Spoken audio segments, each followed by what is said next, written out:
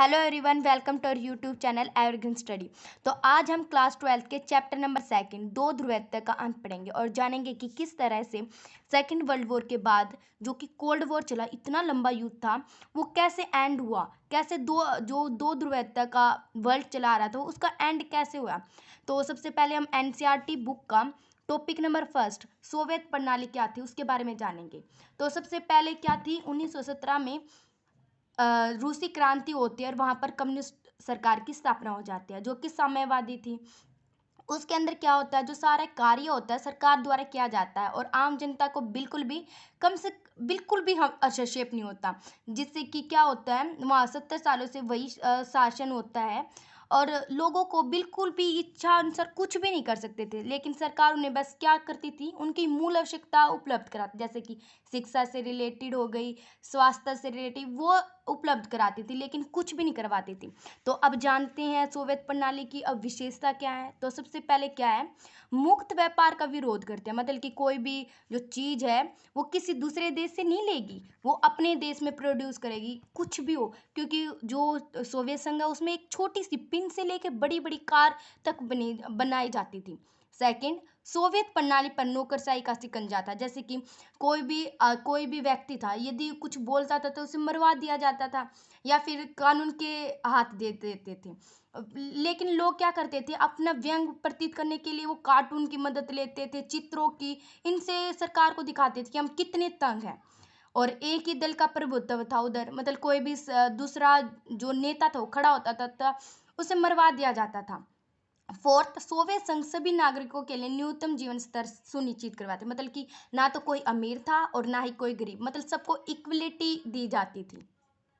तो अब हम बर्लिन की दीवार के बारे में पढ़ेंगे। तो बर्लिन क्या है, जर्मनी की जो राजधानी है वो बर्लिन है। तो बर्लिन की दीवार थी वो 1961 में उसका निर्माण कराया गया था और ये जो बर्लिन की दीवार थी वो शीत युद्ध का प्रतीक थी, क्योंकि इसमें दो देश थे, एक तो पूर्व जर्मनी और एक पश्चिमी जर्मनी। पूर्व जर्मनी का समर्थन सोवियत संघ कर रहा था, वहीं पश्चिमी जर्मनी का समर्थन अमेरिका कर रहा था। और वहीं अमेरिका का साथ कौन कौन दे रहे थे, ब्रिटेन दे रहा था, फ्रांस दे रहा था। जो पूर्व जर्मनी के लोग थे वो सोवियत संघ में समाजवादी प्रणाली है, तो वहाँ भी पूर्व जर्मनी में समाजवादी प्रणाली थी। लोग ना क्या कर रहे थे, वहाँ पे बहुत ज़्यादा तंग हो गए थे, क्योंकि वहाँ पर जनता तो बोल नहीं सकती थी कुछ भी। तो लोग क्या करते थे, वहाँ से भागने की प्रैक्टिस करते थे कि हम भाग जाएं भाग जाएं। तो कोई भी लोग उधर से भागने की कोशिश करता तो क्या करते, लोगों को मरवा दिया जाता, कानून के हाथ देते थे या जेल में डलवा देते। तो लोगों ने सोचा हम एक एक करके कर रहे हैं, तो जनता जो सरकार है हमें मार रही है, क्यों ना हम सारे मिलकर उस पर आक्रमण कर दें और दीवार को तोड़ दें। तो 9 नवंबर 1989 को वो जो बर्लिन की दीवार थी वो तोड़ दी गई, जो कि एक 150 किलोमीटर लंबी थी, और जिससे कि पूर्व जर्मनी और पश्चिम जर्मनी एक हो जाते हैं और जो पूर्व जर्मनी है वो अमेरिका का साथ दे देती है और इसी के साथ सोवियत संघ का विघटन हो जाता है। सोवियत संघ के सुधार के लिए गोरबाचेव बाध्य, जहाँ जो कि सोवियत संघ के जो विघटन का मेन कांड थे ये। सबसे पहले मेन कांड क्या था, नौकरशाही का शिकंजा, जो कि मैंने आपको पहले ही बताया कि लोग लोग नौकरशाही पर बहुत ज़्यादा तंग हो चुके थे, क्योंकि वो कार्टूनों के द्वारा, चित्रों के द्वारा अपने आप का व्यंग प्रतीत कर रहे थे। तो वो बिल्कुल तंग आ चुके थे और एक ही दल का प्रभुत्व था, यदि कोई खड़ा होता तो उसको मरवा दिया जाता था। और वहीं सोवियत संघ ना 15 छोटे छोटे गणराज्यों में टूट गया था। लोग सोच रहे थे हमारा जो देश है वो बिल्कुल छोटा हो गया, तो लोग अपने आप को पिछड़ा हो महसूस कर रहे थे।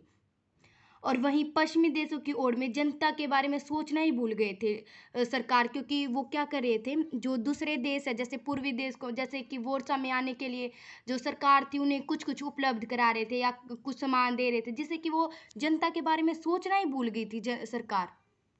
और क्या करी थी सरकार, वो ना हथियार बना बना के दूसरे देशों में दे रही थी, जैसे पूर्व के देश से, जिससे कि वहाँ पर सरकार राजनीतिक और आर्थिक आकांक्षा लोगों की पूरी ही नहीं कर पा रही थी। और क्या हुआ, 1979 में सोवियत संघ ने क्या किया, अफगानिस्तान में हस्तक्षेप कर दिया, जहाँ पर जो लोग थे वो उन्हें ऐसा लग रहा था कि सोवियत संघ के बारे उनकी खबर गलत छपी जा रही है। लेकिन उन्हें जब ये पता चलता है कि 1979 में अफगानिस्तान में सोवियत ने असली में हस्तक्षेप किया, तो लोगों की बुरी नज़र आ जाती है कि सोवियत संघ के साथ ऐसा हुआ। लास्ट पॉइंट, उत्पाद और प्रौद्योगिकी में भी पिछड़ जाता है, क्योंकि वो हथियार सप्लाई करके दूसरे देश में देता है और अपने देश के बारे में सोचना ही बंद कर देता है। इससे कि वो अपने आप को पिछड़ा और महसूस करने लगते हैं और वो न्यूज़ वगैरह में पढ़ते हैं कि पश्चिमी देश में तो लोगों को इतनी आज़ादी है और हमें कुछ भी आज़ादी नहीं है। तो लोग अपने आप को सुधार की मांग उठाने लगते हैं और जो गोरबाचेव उनके राष्ट्रपति है, उन्हें इस बात के लिए, सुधार के लिए बाध्य होना पड़ता है उनकी बात के पीछे। तो अब हम भारत और सोवियत संघ में क्या रिश्ता है इसके बारे में पढ़ते हैं। तो फर्स्ट पॉइंट है, सोवियत संघ ने भारत की कई बार मदद की है, जैसे कि इस्पात कारखानों में 3 जो कंपनियां वो इम्पोर्टेंट है, भिलाई, बोकारो, विशाखापट्टनम, इनमें वो आर्थिक और तकनीकी मदद करी गई है सोवियत संघ के द्वारा। सेकंड पॉइंट, सोवियत संघ ने भारत और पाकिस्तान में जो 1971 में भारत और पाकिस्तान का झगड़ा होता है, उसमें सोवियत संघ यूएनओ में उसकी मदद करता है और वीटो पावर का इस्तेमाल करता है।